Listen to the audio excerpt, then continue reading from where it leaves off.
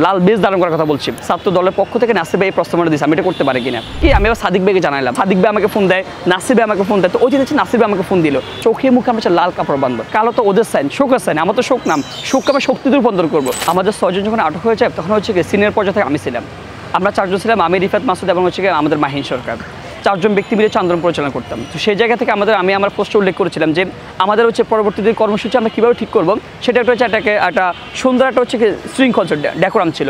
সেটা হচ্ছে আমরা আগের দিন দুপুরের পর থেকে হচ্ছে সবার সাথে আলোচনা করতাম। প্রথমে নিজেরা বসতাম, আমরা 4 জন, ওই 3 জন একটা রুমে আলাদা ছিল, আমি আলাদা ছিলাম, একটা বাসায় ছিলাম, 2 জন আলাদা, দুটো গ্রুপ। সেই জায়গা থেকে আমরা একটা অনলাইন মিটিং করতাম কী করা যায়। তো হচ্ছে কি আমরা তো হচ্ছে প্ল্যান করবো, কিন্তু প্ল্যানটা এক্সিকিউট করতে হবে। সেই জায়গা থেকে আমরা ছাত্র দল, আমরা হচ্ছে গিয়ে কি আবার ছাত্র শিবির, আবার হচ্ছে শিক্ষকদের একটা গ্রুপ, আবার হচ্ছে বুদ্ধিজীবীদের একটা গ্রুপ, আবার সাংবাদিকদের একটা গ্রুপ, সবার সাথে আমরা আলাপ আলোচনা করতাম এই জায়গাটায়। আপনি দেখেন, যদি আমরা স্পেসিফিক ওই হচ্ছে কর্মসূচির কথা এটা বলি, সেক্ষেত্রে যদি আমি বলি, আমরা স্পষ্ট এখনও মনে আছে ওই দিন একদম শেষ বিকেলের দিকে যখন নাকি হচ্ছে 29 তারিখ মন্ত্রী পরিষদ সভা আপনার একটা মিটিং সিদ্ধান্ত হয় যে কি তারা হচ্ছে কি শোক দিবস পালন করবে, কালো বেশ ধারণ করবে। সেই জায়গা থেকে হচ্ছে কি আমরা গতানুগতিকভাবে আমরা হচ্ছে কি স্বাভাবিকভাবে প্রথমে ছাত্র দল কিংবা শিবিরের সাথে আলোচনা করি।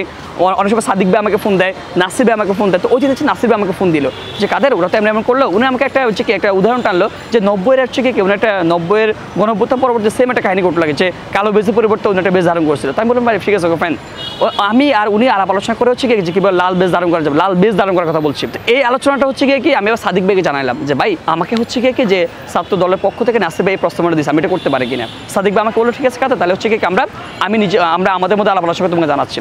কিছুক্ষণ পর সাদিক ভাই আমাকে কনফার্ম করছেন, আমি, রিফাত, মাহিন এবং হচ্ছে গিয়ে কি মাসুদ, আমরা 4 জন আবার হচ্ছে অনলাইন মিটিংয়ে আমরা যুক্ত হলাম, হান্নান, মাসুদ, আমরা হচ্ছে 4 জন হচ্ছে অনলাইন মিটিংয়ে যুক্ত হলাম। যুক্ত হওয়ার পরে রিফাত আমাকে সেম প্রস্তাবনা দিচ্ছে।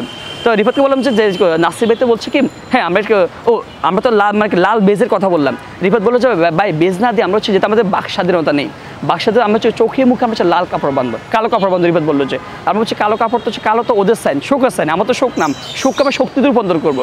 সেই জায়গায় আমরা লাল কাপড় বাঁধবো। তো ওই জায়গা থেকে চোখে মুখে লাল কাপড়টা বাঁধার হচ্ছে গিয়ে কি মানে কথাটা আসে। এর আগে নাসির ভাই বলছে লাল বেজের কথা, রিফাত বলে যে মানে কি হচ্ছে কালো এবং কালো কাপড় এবং কি কালো মানে কালো কাপড় চোখে মুখে বাঁধার কথা বলেছে, কালো না লাল। মাহিন সরকার সেম একটা প্রস্তাব দিল রিফাতকে যে লাল কাপড় বাঁধা যায়। এই আস্তে আস্তে তখন হচ্ছে সাদিক ভাইকে বললাম, আবার নাসির ভাইয়ের সাথে আলাপ আলোচনা, গতানুগতিক এইভাবে হচ্ছে কি প্ল্যানটা হয়েছে। আবার হচ্ছে কি লাল প্রোফাইল পিকচার দেওয়ার যে বিষয়টা, আমরা কিন্তু আমাদের কর্মসূচির মধ্যে প্রোফাইল পিকচার দেওয়ার বিষয়টা অ্যাড করে নেই। কিন্তু প্রোফাইল পিকচার হচ্ছে কালকে রাতে রিফাত একটা বিষয় কিন্তু উল্লেখ করছে, যে ক্লিয়ার করছে, এটা হচ্ছে আমাদের একজন হচ্ছে গিয়ে সহযোদ্ধা ছিল ছাত্রশক্তির নাহিদ, নুরুল ইসলাম নাহিদ, ওই ব্যক্তি হচ্ছে গিয়ে কি নিজে একটা লাল প্রোফাইল দিল। তখন রিফাতের মাথা আসলে এটাকে যারা হচ্ছে গিয়ে ওই সময় তো সবাই তো লুকে আছে।